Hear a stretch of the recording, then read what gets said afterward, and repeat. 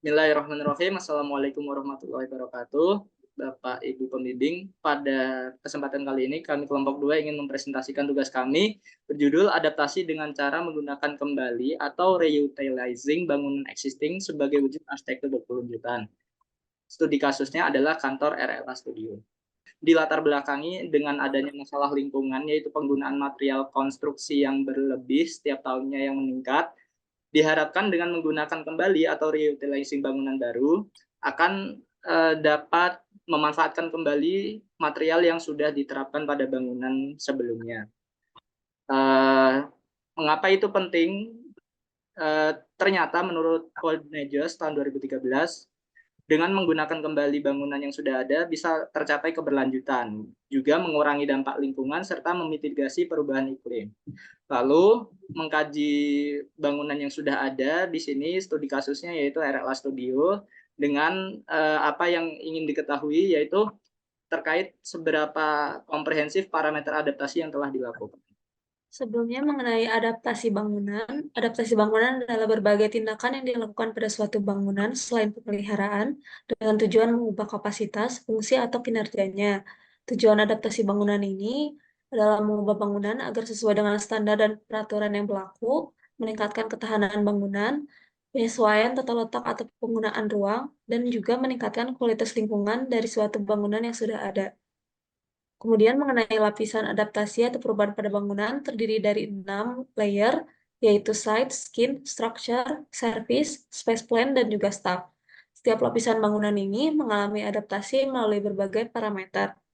Parameter tersebut ada 12 parameter, yaitu modular and dividable system, zoning, multifunctionality, accessibility, demountable components, loose fit and dry connection, raised floors and openings, oversupply of service, overdimension of structure, reusable components, buffer zones, lightweight materials, movable and portable components. Seluruh parameter akan dibahas di hasil pembahasan. Kemudian mengenai tingkat kemampuan beradaptasi, ada 3 tingkatan. Yang pertama, tingkat pertama itu freedom untuk meningkatkan efisiensi bangunan. Kedua, tingkat adaptation yang memiliki fleksibilitas yang lebih tinggi. Dan tingkat ketiga, more adaptability yang memiliki kemampuan adaptasi mencakup seluruh elemen dan kapasitas pada setiap parameter. Untuk tingkatan tersebut, yang pertama mencakup 4 parameter awal, yang kedua mencakup 8 parameter awal, dan yang terakhir mencakup keseluruhan parameter. Selanjutnya metode. Menggunakan metode deskriptif kualitatif untuk menjelaskan secara rinci tingkat adaptability pada studi kasus RL Studio. Menggunakan rujukan penelitian sebelumnya, yaitu pada Kogea pada tahun 2019 terkait tingkatan adaptability. Dan hasilnya yaitu suatu evaluasi terhadap desain kantor RL Studio terkait parameter dan tingkat adaptability yang sudah dilakukan. Dan dibatasi pada parameter sebelumnya tanpa menambah adanya kemungkinan parameter baru. Selanjutnya pengambilan data. Yang pertama data primer diperoleh dari dokumentasi dan gambar rancangan baik kondisi existing maupun progres pembangunan dari kantor RLA Studio.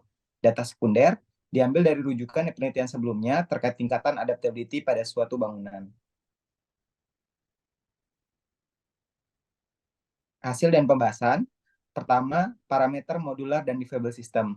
Layer yang pertama yaitu adalah structure, di mana terdapat green code structure bangunan existing yang dijadikan sebagai modular struktur yang dilakukan pada bangunan pengembangan selanjutnya. Hal ini menunjukkan adanya fleksibilitas dalam pengembangan dan penyesuaian bangunan.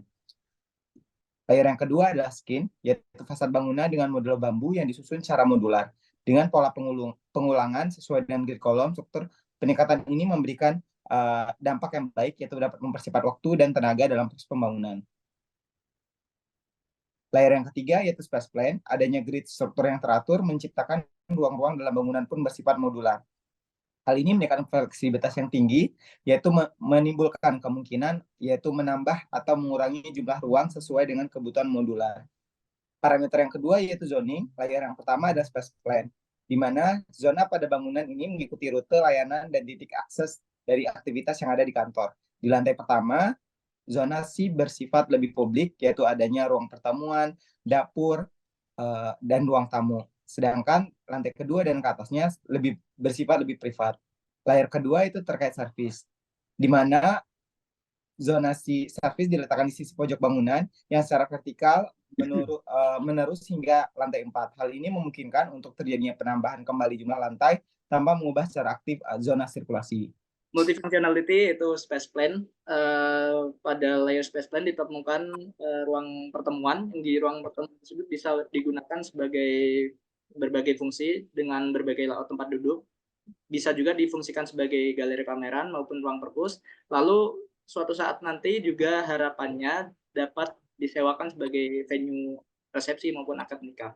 Pada area site, layer site ditemukan juga ruang yang fleksibel, di mana ruang tersebut berfungsi sebagai amphitheater juga entrance masuk. Pada accessibility tidak ditemukan sama sekali detail untuk data yang bisa dianalisis. Lalu pada demountable component ditemukan pada layer skin itu penggunaan material bambu yang ditempelkan dengan menggunakan baut pada rangka hulu sehingga sangat mudah dibongkar pasang di kemudian hari. Ini juga ditemukan pada elemen langit-langit pada area entrance. Lalu untuk layer staff itu ditemukan pada penggunaan furniture yang bisa dibongkar pasang, yaitu furniture meja. Loose fit and dry connection ditemukan pada layer structure. Di sini karena struktur menggunakan bambu, rata-rata banyak ditemukan sekali join bambu berupa fishmouth join maupun bolted join, yang tentunya sambungan-sambungan ini bersifat dry connection semuanya.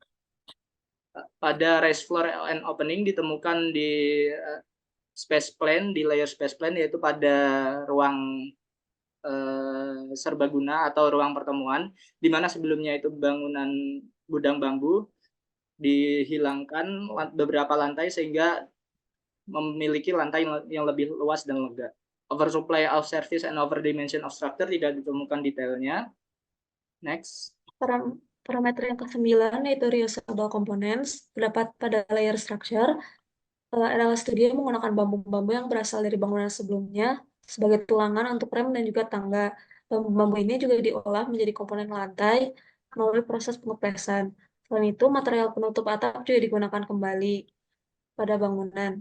Parameter ke-10 yaitu buffer zones diperlihatkan pada space plan berupa layout sirkulasi yang sebagai area pendukung yang memfasilitasi peralihan antar ruang dengan lancar untuk mengoptimalkan pergerakan di dalam bangunan. Parameter yang ke-11 yaitu penggunaan material ringan terdapat pada layer struktur seperti penggunaan material bambu yang memiliki sifat ringan pada struktur utama yaitu kolom, balok, dan juga kuda-kuda atap. Penggunaan material ringan juga ditampilkan pada skin berupa secondary skin, partisi bambu, dan juga calciboard aluminium pada komponen bangunan seperti plafon dan juga kusen pintu dan jendela. Yang terakhir yaitu parameter movable and portable components diperlihatkan pada layer staff berupa kursi-kursi yang dapat dipindah dan dibawa untuk menyesuaikan kebutuhan dari berbagai kegiatan yang dilakukan pada ruang serbaguna. Masuk pada kesimpulan, yaitu dari 12